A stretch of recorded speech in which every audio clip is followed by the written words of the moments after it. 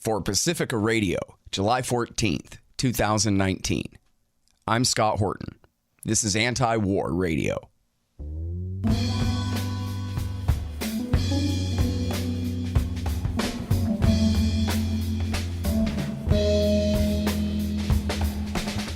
All right, y'all, this is Anti-War Radio. I'm your host, Scott Horton.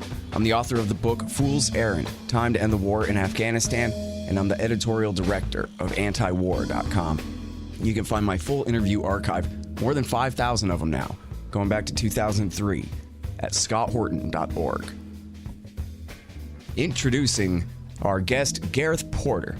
He is an investigative historian and journalist. He wrote Perils of Dominance about Vietnam and Manufactured Crisis about the Iran nuclear program. He has a very important piece here at antiwar.com, Lies about Iran killing U.S. troops in Iraq are a ploy to justify war. Welcome back to the show. Gareth, how are you doing? Hi, Scott. I'm fine, thanks. Glad to be back on Anti-War Radio, as always. Great. Happy to have you here. And such an important story, and one that you've been covering and we've been covering together for a dozen years now, I think. Ever since Bush announced the beginning of the surge in January 2007. There's this very powerful narrative there about the EFP bomb, and you've been debunking it all this time. So first of all, let's start with, what is an EFP, Gareth?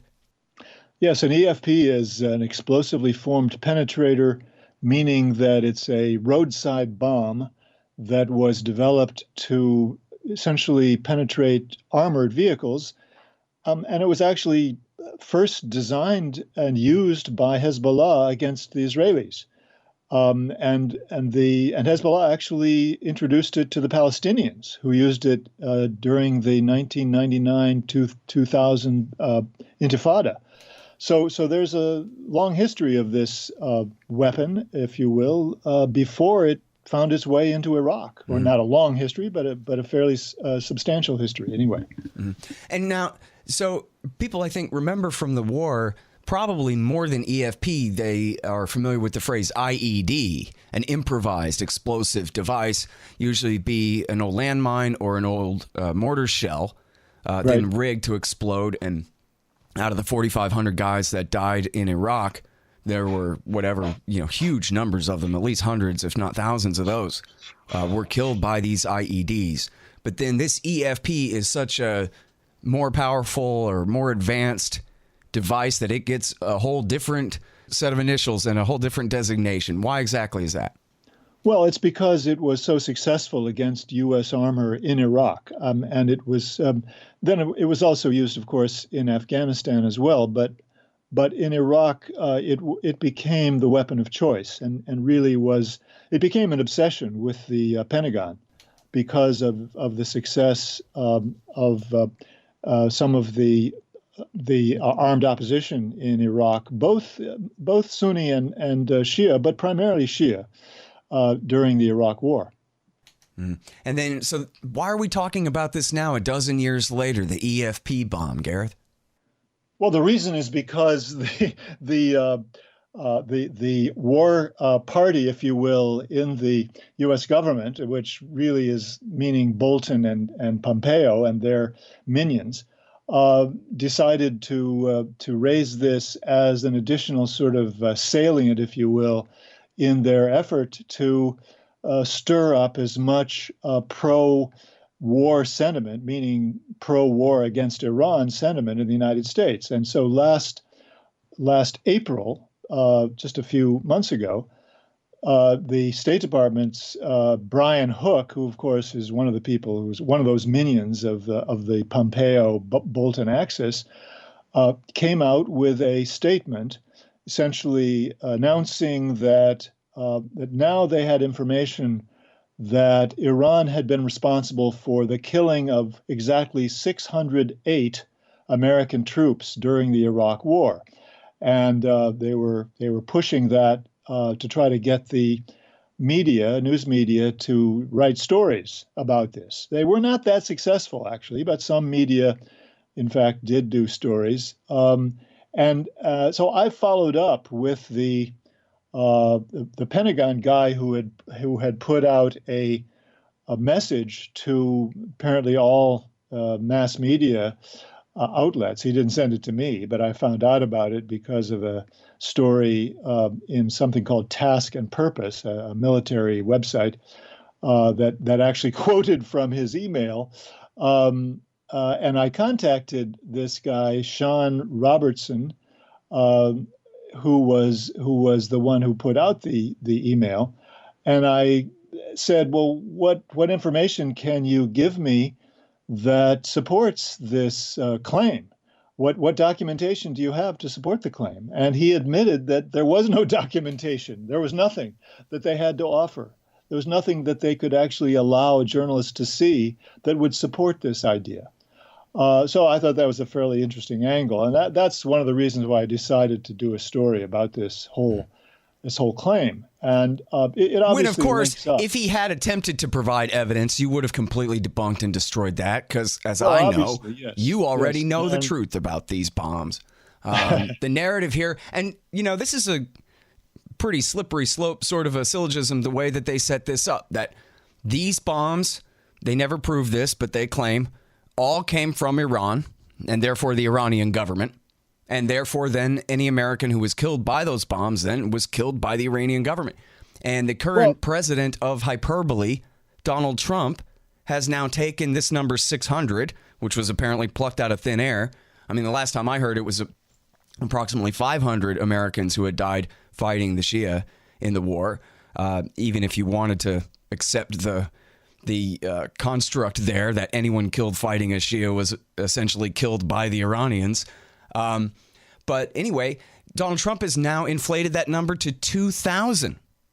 And he's saying Iran killed 2,000 American soldiers in Iraq War II, which is almost half of the Americans who died, when in fact, no, about 4,000 of those Americans died fighting the Sunni-based insurgency in Western Iraq. And Donald Trump knows what he's talking about as well as John McCain, it sounds like. But I guess it makes a great talking point.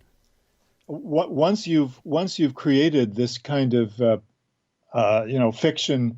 fictional number and cannot support it, why not just go all the rest of the way and say 2,000? I mean, that's you're exactly right. I mean, this is thin air, and I think that it's simply an indication of how desperate the war party is to stir up some support. And of course, the usual suspects, the people in the Senate who are openly calling for war against Iran, are the only ones who are really coming out publicly supporting this. And it is indicative indeed of an effort to lie the American people in the direction of war against Iran once again. Now, why Trump decided to come out with that figure is a more interesting question, because he's obviously not interested in going to war against Iran, and that is a huge mistake on his part, which people should call his attention to, clearly. Well, I mean, he always overestimates the length of the war by a year or two, or overestimates his own wealth by $1 billion or $2 billion or whatever it is all the time.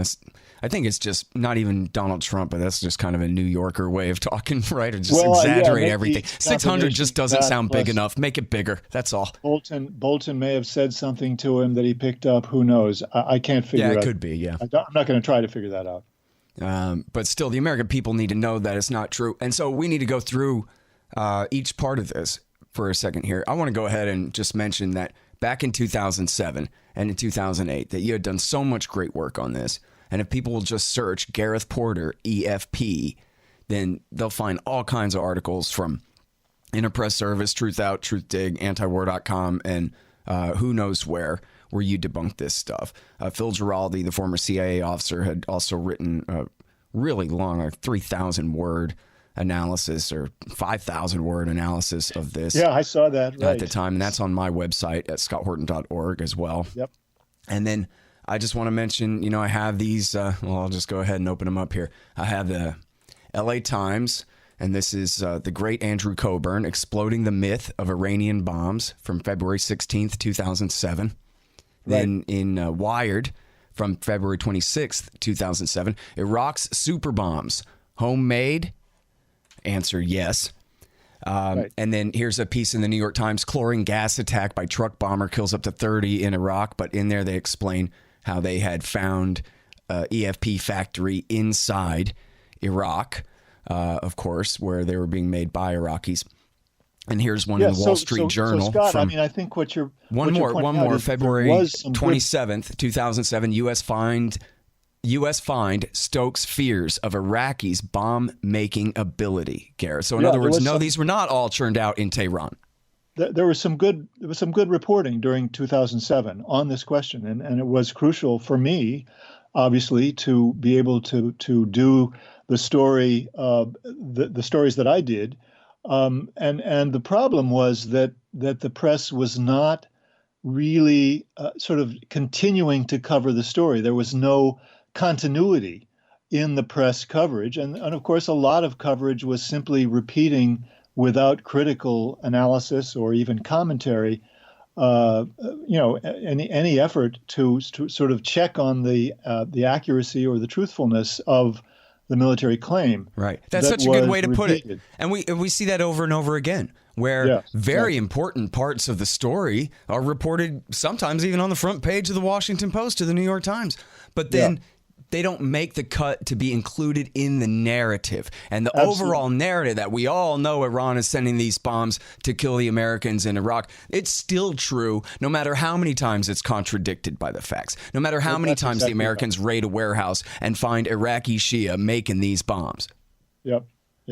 That's the key point here that I hope everyone will be able to pick up on and use for the future in following the media coverage. Hang on just one second. So you're constantly buying things from Amazon.com. Well, that makes sense. They bring it right to your house. So what you do, though, is click through from the link in the right-hand margin at scotthorton.org, and I'll get a little bit of a kickback from Amazon's end of the sale. Won't cost you a thing. Nice little way to help support the show. Again, that's right there in the margin at scotthorton.org. Well, now, so let me ask you this, Gareth Porter, speaking in narratives that don't make sense. How come, if America was fighting the entire Iraq War II on behalf of the United Iraqi Alliance of the Supreme Council for Islamic Revolution, the Dawa Party, and Muqtada al-Sadr and his Mahdi army faction, then how come Muqtada al-Sadr was attacking the United States? Right. Well, I mean, in fact, the reason that happened was primarily, of course, Sadr was always against the U.S. occupation. He made no bones about it from the very beginning. He was, in fact, the leader of a movement that did resist the initial stage of the U.S. occupation of Iraq. So that was the background of this. 2003, it was 2004 when he was most actively resisting.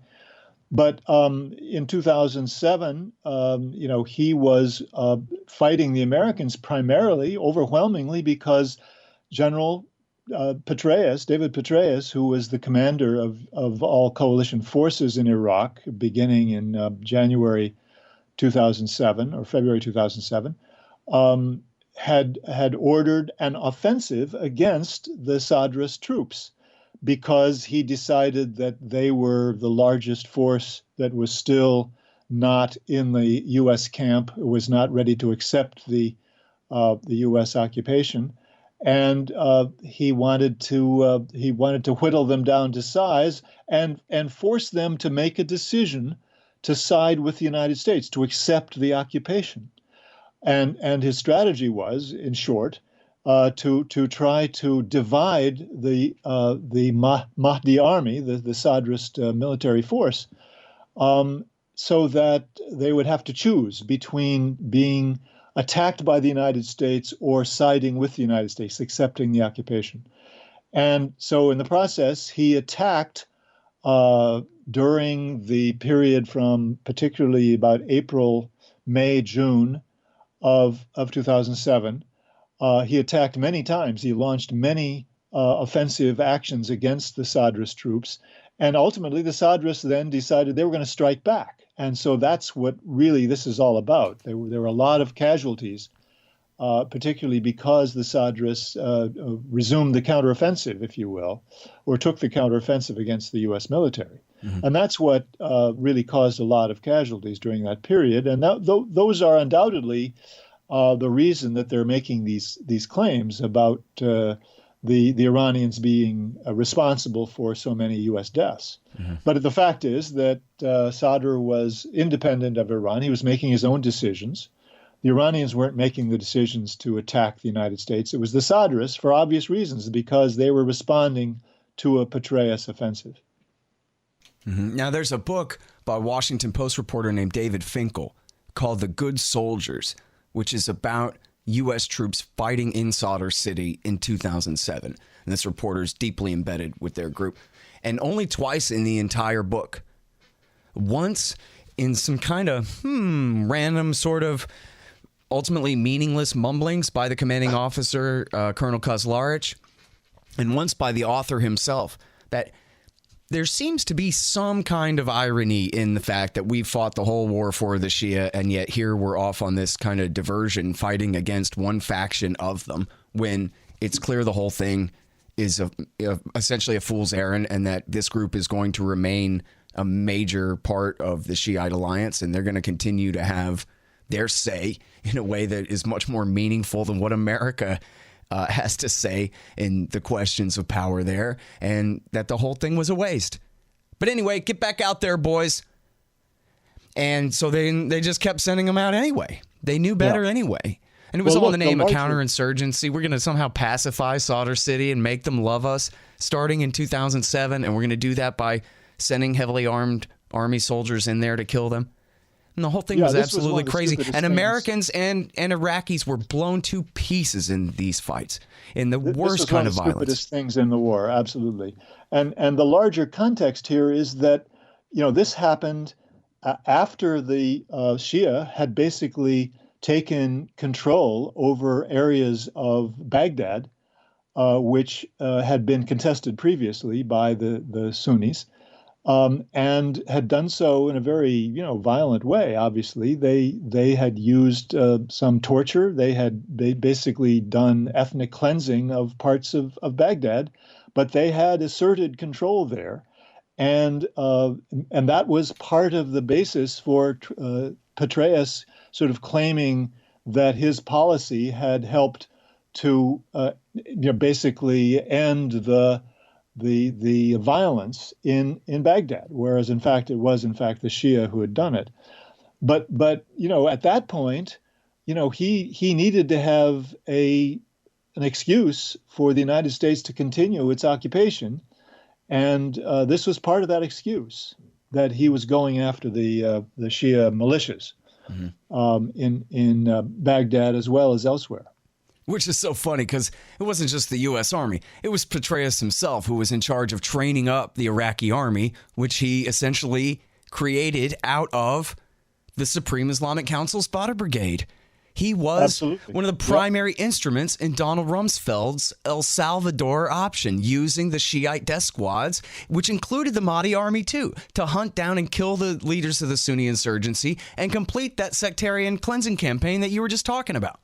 Absolutely right. And of course, that began much earlier when he was put in charge of creating an Iraqi army, an Iraqi military force. And he said, well, we're not in a position to do that right now. We're just going to have to use what we've got. And what they had was precisely the forces that you're talking about, the Shia militias that were loyal to Iran. These were the ones that the Iranians had trained and all along and had fed into Iraq. So that was the basis of the initial counterinsurgency strategy that Petraeus was responsible for. Okay, y'all, I'm doing a fund drive to raise money for an advance on my new book. I published my last book, Fool's Errand, through the Libertarian Institute, and it worked out great. There was no one to boss me around about it, and I was able to publish within a few days after dotting and crossing the last I's and T's. This time, I'm going to do the same thing. Only instead of starving and borrowing money from friends to try to get it done, I'm coming to you loyal listeners first. I'm trying to raise $20,000 by September to help me get the book done, edited, and out the door in time for Christmas and the 2020 campaign season. You liked Fool's Errand? Well, this is like that, only for all the terror wars. I want what you want, for us to have a voice in this upcoming presidential election debate. Hey, there's a new book out that says it doesn't have to be this way, finally. Frankly, I need your help to get it done. Simple as that. Check out scotthorton.org/donate for all the details about all the kickbacks, including signed copies of the book when it comes out. That's scotthorton.org/donate. And thanks, y'all. I'm Scott Horton. It's Anti-War Radio, and I'm talking with Gareth Porter, of course. And now, just to kind of wrap up this minor point before we fast forward back to the future here, is that there's this Army study that I guess was ordered by McMaster, who was partially responsible for some of this stuff too, in terms of abuse and war crimes perpetrated against Sunni Arabs under his authority, captives under his authority in Tal Afar, as we've covered on the show in the past. But anyway, this Army study, the official Army history, and it's no Pentagon Papers, real deep dive, but they essentially titled it, Gareth Porter was right all along. All we did was fight a war for the Iranians, and now we're really mad about that. And I guess they don't focus too much on the fact that they also fought the war for Iran's enemies in Al-Qaeda too, and that in the place of the secular Ba'athist tyranny of Saddam Hussein and his sons, that they now have a sectarian Shiite Iraqi pseudo-state tied extremely closely to Iran in the east and south. And they have still essentially stateless no man's land jihadistan in the west, where, Al-Qaeda in Iraq eventually ended up growing even into the Islamic State of Iraq, with a little help from Obama and John Brennan in Syria, of course. Well, right. Of course, the way I would characterize this Army study from my reading of it is that it's a cover-up for Petraeus completely. I mean, obviously they have to do that. It's a way of justifying the entire war and saying, it was a decent idea. It was a good use of American military power. That's what the Army had to do. I mean, they can't come out and say this was a total mistake, folks, and the Army should be castigated for it. Obviously, they're going to cover up. That was the only purpose of this study. Except at the end of the day, they admitted the essential truth. I mean, of course, they ignore the Al-Qaeda part, but they admit that Iran is the greatest beneficiary of the war. There's no way to deny it now. They do admit that. There's hardly any way they can avoid that, because they want to justify the idea that the United States must still oppose Iran. So they have some problems reconciling different parts of their narrative, obviously. Right. Well, and this is why on this show we continually cover Iraq War II, because everyone knows that it was bad. It was unprovoked. Right. George Bush was Tojo in this with his day of infamy, invading a country for no reason whatsoever. And in doing so led to this crisis. But it's not just that all these people died for nothing, which they did, but they died, or, well, certainly not for what they were told it was about. But what they really died for was this massive strategic mistake from the point of view of the U.S. government, that they empowered the Shia and the Iranians so much that ever since about 2006 and 2007, they've gone with the redirection policy as covered by Seymour Hersh. Of course, Elliott Abrams was right at the core of this in the Bush years, that, oops, we've done so much to empower the Shia that now we have to tilt back toward the Saudi king. And that means Al-Qaeda, because they don't really have any other forces than Al-Qaeda. And so when Barack Obama was supporting Al-Qaeda forces in Syria against the Iranian allied Ba'athist government there, the Assad government there, he was only continuing the policy that he had inherited from George W. Bush, that we are now tilting back toward the jihadists against Iran and their friends. And since Bush had given Iran and their friends Baghdad, Obama thought, well, and he explained this in plain English to Jeffrey Goldberg, that yes, if we get rid of Assad, this will be a great way to take Iran down a peg. We can't invade Iran and we can't take back Iraq War II, but maybe we can support a bunch of suicide bombers against Assad and things will work out for us that way, which led to the rise of the Islamic State. I would put much more emphasis, of course, on the idea that the Obama administration felt that it had to tilt toward the Saudis and was supporting the Saudis as well as the Qataris and the Turks. Let's face it, it was the trio of Sunni kingdoms or other Sunni governments that were together pushing for the United States to support the overthrow of the Assad government by forces that would inevitably involve some al-Qaeda forces, and that's exactly what the Obama administration did. And it did so knowingly. There's no question that it understood that it was sending arms that were falling into the hands of al-Qaeda, as I documented in my long piece in the American Conservative on this. Mm-hmm. But I think that it was much more a tilt toward our allies, the Saudis, than it was sort of deciding to use al-Qaeda as the policy itself. I mean, that's where I would put the emphasis. But I don't disagree with your fundamental statement. I think that's what I said, right? We tilt back toward the Saudi king, but he doesn't have an army. Yeah. He only has al-Qaeda shock troops, so that's who we back. Yeah, you're right. Yep. And in fact, it's even in the WikiLeaks, right? That Dick Cheney went to the Saudi king and said sorry and got castigated. You said you were going to put the next Ba'athist general in line, and instead you put the Iranians guys in line in power here. So now what are you going to do about it, Cheney? And Cheney said, I'm sorry, Your Royal Highness. We'll tilt back toward your suicide bombers post haste. And they started backing Fatah al-Islam in Lebanon, Muslim Brotherhood in Syria, and Jandallah in Iran. And that was in 2006. So that was the policy that Obama was simply continuing when he committed his high treason in Syria. Yeah, well, this is a counter narrative that does need to be discussed, and I should be doing more on this than I have, and you're the one who's done it. Hey, it's the Seymour Hersh series is from 2007. Preparing the battlefield, the redirection, and I forgot. There's another couple ones there about the way their ideas about taking on Iran. And of course, it's Elliot Abrams at the core of the redirection too, which just makes it fun. Right, but what I've done is to handle this as a fundamental problem that the United States government, over a period of many years now, has basically betrayed the fundamental interests of the American people in counterterrorism in favor of other interests that have caused them to say, well, really, counterterrorism is not our most important interest. I mean, I think that's the effect of what they've done, and I have written about that more than once. Right, absolutely. It is the biggest bait and switch in the world. And as far as the American people are concerned, it's them Muslims over there somewhere. And, Dick Cheney once said about Iraq, well, it's, sort of the center of the geographical region where this stuff is kind of going on. Yeah, vague enough to be true to an American, but clearly has nothing to do with protecting us from terrorism at all. Indeed. Simply exploiting Americans' fear for their other agendas. And speaking of which, we're almost out of time. So real quick, let's get to the reason that we have to talk about this again is John Bolton and Mike Pompeo, as you said, are trying, it seems, maybe making some very good headway in getting America into a war with Iran, even though the entire establishment pretty much is against this, except the most right-wing hawks and, the Likud-tied neocons. But virtually nobody else supports this thing, and yet they really seem to have set us up real well. Well, they've done a good job of working with material that's not very favorable from the point of view of public opinion in the United States. I agree.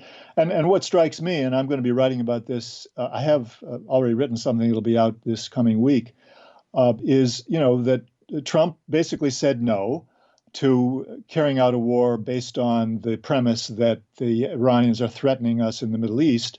And so, now the scene shifts back to the Iranian nuclear program, and that's going to be, it seems to me, the primary set of challenges politically that we'll see in the coming weeks and months. That is, we'll now be seeing a repeat of the whole drama of the Pompeo-Bolton or Bolton-Pompeo forces trying to emphasize how dangerous the Iranian nuclear program is, that they want to go for a nuclear weapon. And the New York Times seems to be all in for that. Yep. So I think we're in for a big, a very bumpy ride in the coming weeks. Hey, and bad news, too, if this is true, and maybe just Bolton put this leak out as a trial balloon, but they were talking about getting rid of the Director of National Intelligence and replacing him with Fred Fleitz. I know, John that's Bolton a horrible headline, and very, very scary indeed. Very scary indeed. Man. That's where we're going to have to watch from now on.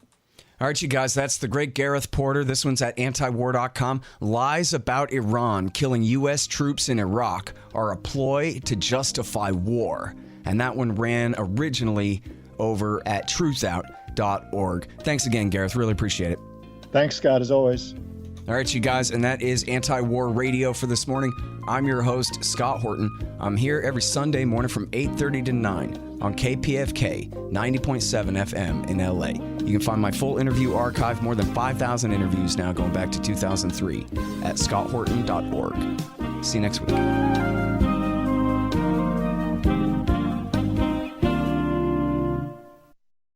All right, y'all, thanks. Find me at libertarianinstitute.org, at scotthorton.org, antiwar.com, and reddit.com/Scott Horton Show.